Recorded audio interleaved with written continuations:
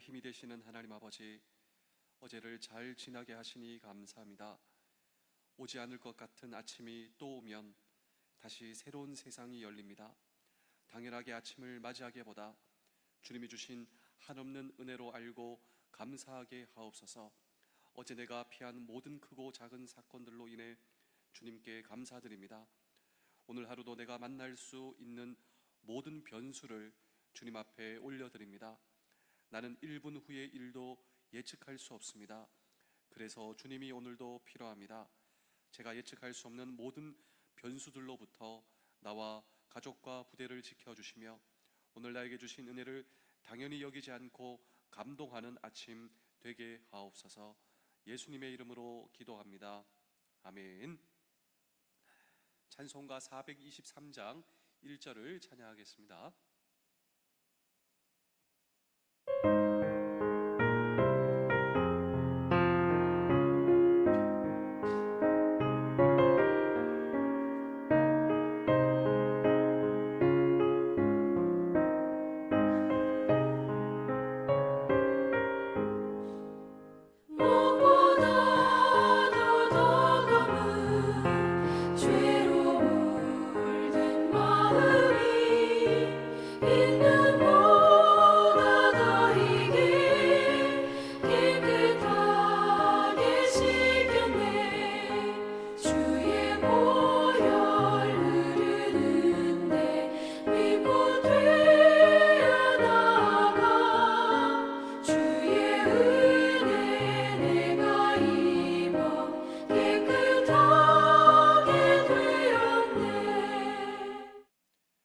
사도행전 16장 11절에서 12절입니다. 우리가 드로아에서 배로 떠나 사모드라게로 직행하여 이튿날 네아폴리로 가고 거기서 빌립보에 이르니 이는 마게도냐 지방의 첫 성이요 또 로마의 식민지라. 이 성에서 수일을 유하다가 아멘. 기도하면서 계획한 일이 잘 진행되지 않을 때 혹시 그런 때가 있으신가요? 나는 분명히 기도하며 그 계획한 일을 진행했는데 그 일이 잘 진행되지 않는다 말입니다. 그때 저와 여러분들은 어떻게 반응하셨습니까? 또 어떻게 그 일을 다루셨습니까? 그런데 이 질문에 대한 해답이 오늘 이 성경 본문에 나옵니다. 이 본문의 주인공 사도 바울, 그도 기도하며 계획했던 일을 진행했지만 그 일이 잘 이루어지지 않았습니다. 기도하면서 아시아 동쪽으로 이 복음 전도를 하려던 계획, 이 복음 전도는 하나님의 일이지 않겠습니까? 이 일을 기도하며 계획하며 진행했지만 이 일이 잘 이루어지지 않는 거예요. 성경 본문에 보시면 성령님이 막았다, 성령님이 막으셨다. 왜 그러셨을까요? 이런 와중에 드로아라고 하는 지방에 오게 되었습니다. 왜 복음 전도, 이 일을 기도하며 계획하며 진행했는데 또 아시아에 복음이 전해져야 되지 않겠냐고, 그리고 아시아가 복음화가 돼야 되지 않겠냐고, 이런 질문 가운데 드로아에 도착했습니다.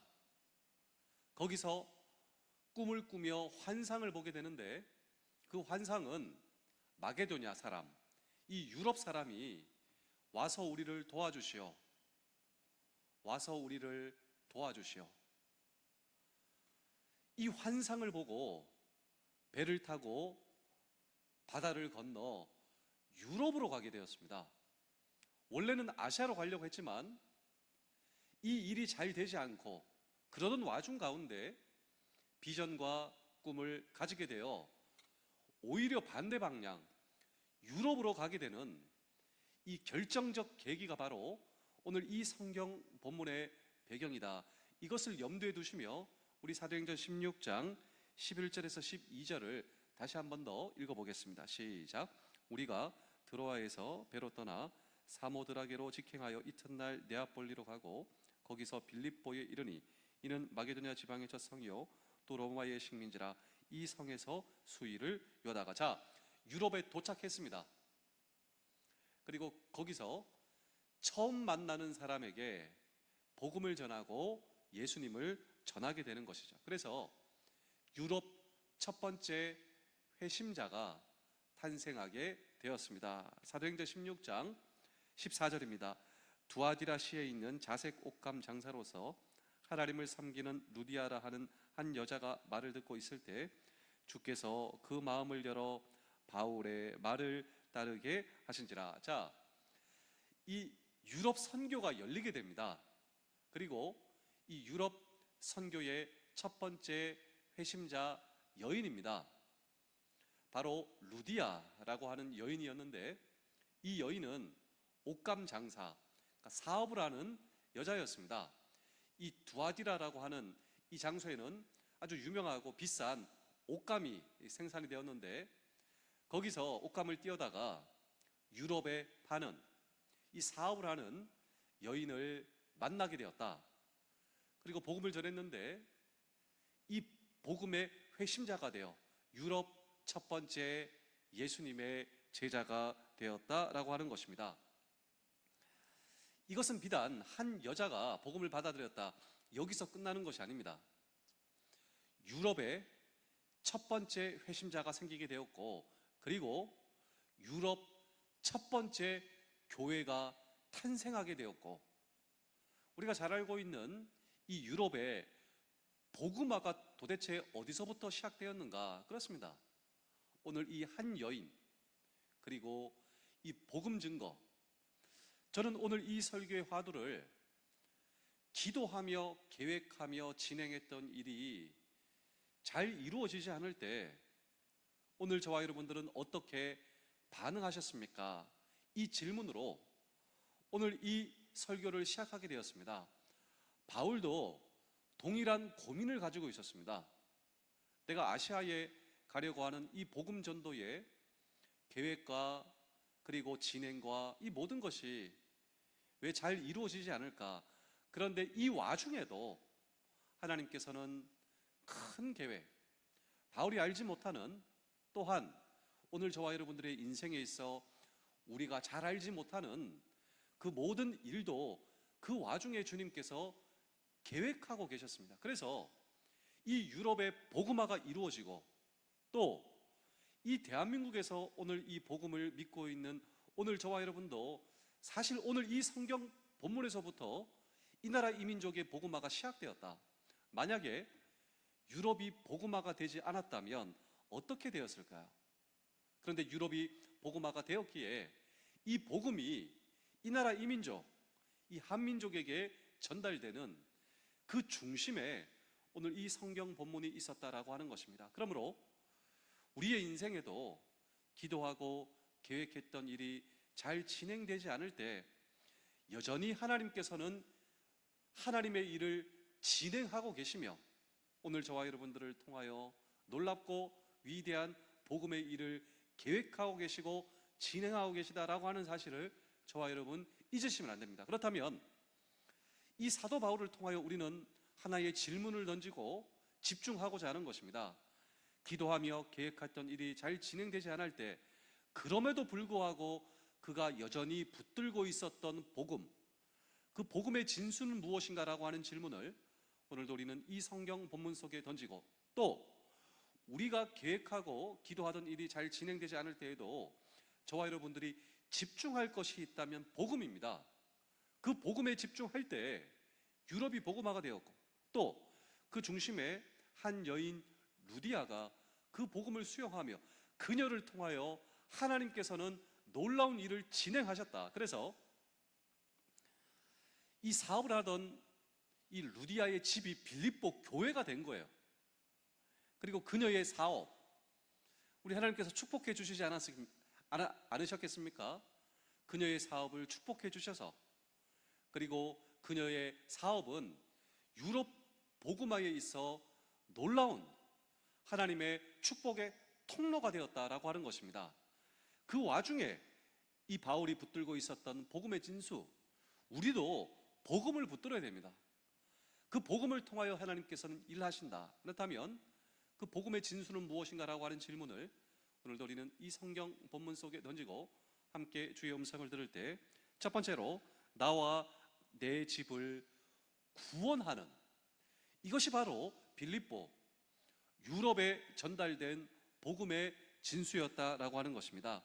이 빌립보에서 첫 번째로 만난 루디아, 그녀에게 전달된 복음, 이 복음의 정체는 무엇인가? 우리 다 함께 사도행전 16장 15절의 말씀을 읽겠습니다. 그와 그 집이 다 세례를 받고 우리에게 청하여 이르되 만일 나를 주 믿는 자로 알거든 내 집에 들어와 유하라 하고 강권하여 머물게 하니라. 자, 이 빌립보, 유럽에 전달된 이 복음의 진수, 힘들고 어려울 때도 여전히 바울이 붙들고 있었던 복음, 그리고 그 복음을 수용한 유럽 첫 번째 회심자 루디아에게 전달된 이 복음의 진수를 한마디로 표현하자면 세례입니다. 세례. 그런데 이 세례가 무엇인가요?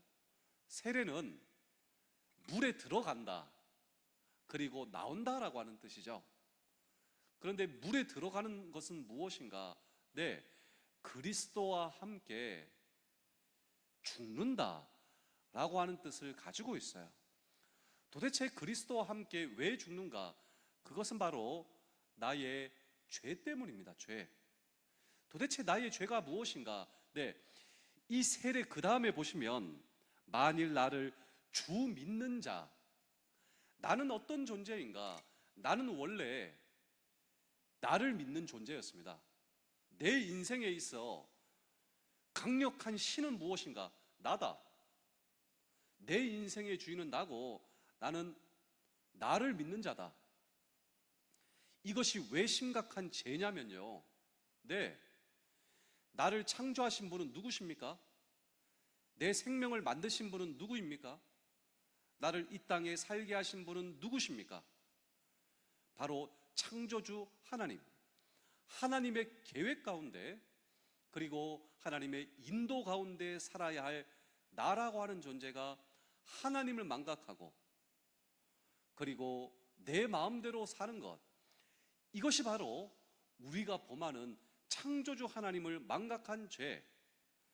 근데 어느 날 내가 내 인생의 주인이 아니구나, 내 인생의 주인은 하나님이시구나, 그리고 내가 범한 죄를 용서하시고 이 죄를 속죄하실 분은 예수 그리스도이시구나, 이것이 바로 세례의 의미입니다. 내가 물속에 들어간다라고 하는 것은 그리스도와 함께 내 모든 죄를 사하여 주시는 예수 그리스도를 믿습니다.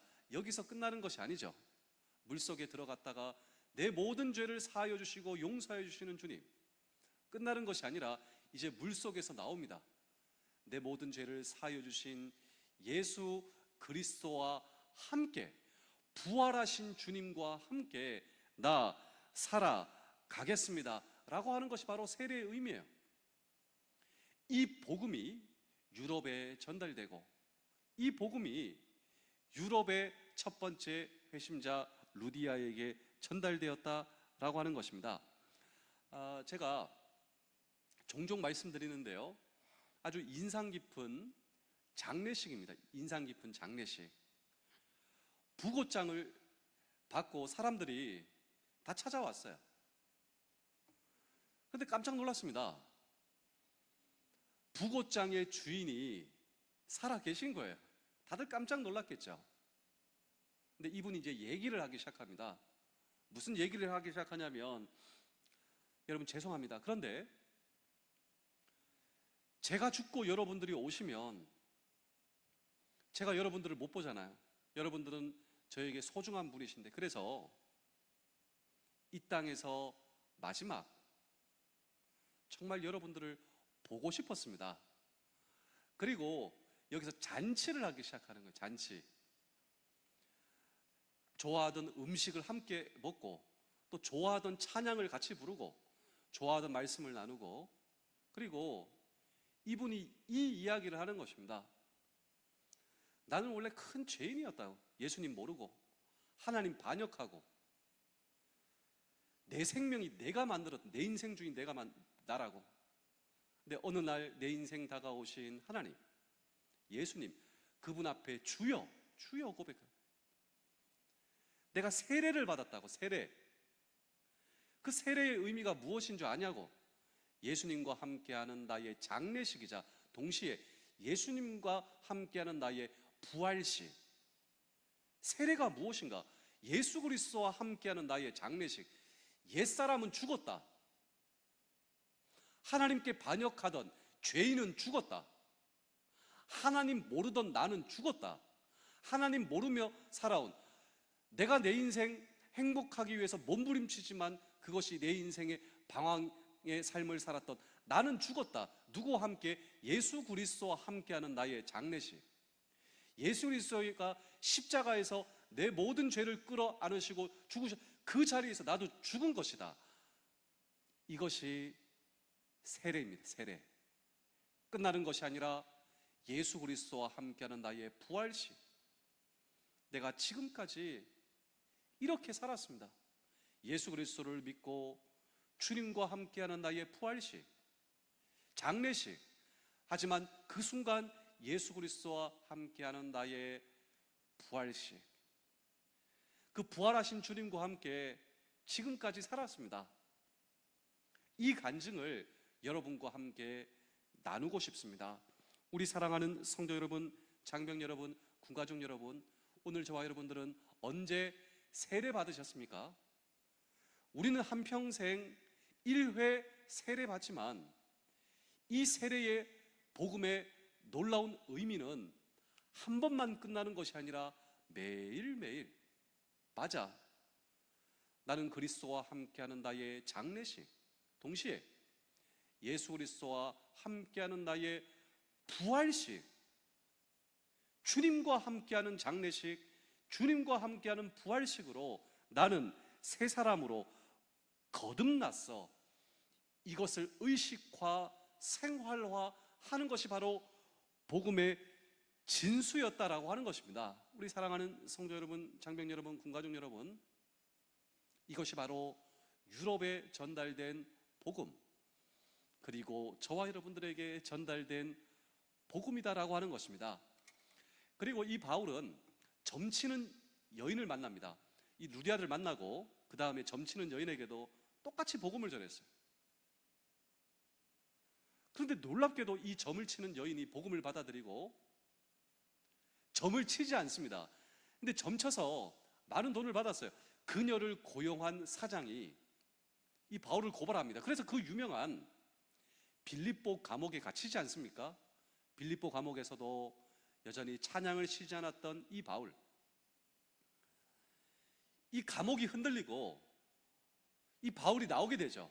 모든 책임을 진 이 간수가 이 간수에게도 복음을 전합니다. 그때의 복음의 진수. 우리 마지막으로 우리 사도행전 16장 31절의 말씀을 읽겠습니다. 시작. 이르되 주 예수를 믿으라. 그리하면 너와 내 집이 구원을 받으리라 하고. 자, 여기 보십시오. 주님, 예수님께서 당신의 주인이십니다. 그런데 원래 우리는 이런 존재가 아니었다. 반역의 존재였다. 창조주 하나님, 예수님의 주인이 아니라 내가 내 주인이지 않았느냐.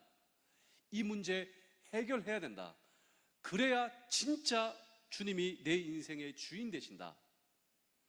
이 복음의 진수가 전해질 때 그 간수뿐만이 아니라 간수집의 모든 가족이 세례를 받습니다. 복음을 통하여 하나님의 자녀가 되는 것이죠. 그렇습니다. 한 사람이 복음을 받아들이면 이 복음을 나만 받아들일 수 없다라고 하는 것이죠. 소중한 사람에게 복음을 나눌 수밖에 없다. 그 결과 가족 복음화가 이루어진다라고 하는 것입니다. 우리 사랑하는 성도 여러분, 장병 여러분, 군가족 여러분, 오늘 저와 여러분들에게 전달된 이 복음의 진수, 그렇습니다. 내가 기도하고 계획한 일이 잘 진행되지 않을 때에도 하나님께서는 저와 여러분들을 향한 놀랍고 위대한 계획을 가지고 계시고 그 일을 지금도 진행하고 계십니다. 이때 저와 여러분들이 해야 할 일, 그것은 바로 복음의 진수를 붙드는 일, 복음을 붙드는 일. 나는 원래 어떤 존재였는가? 그런데 어떤 존재로 거듭났는가? 그 사이에 주님께서는 어떤 일을 하셨는가?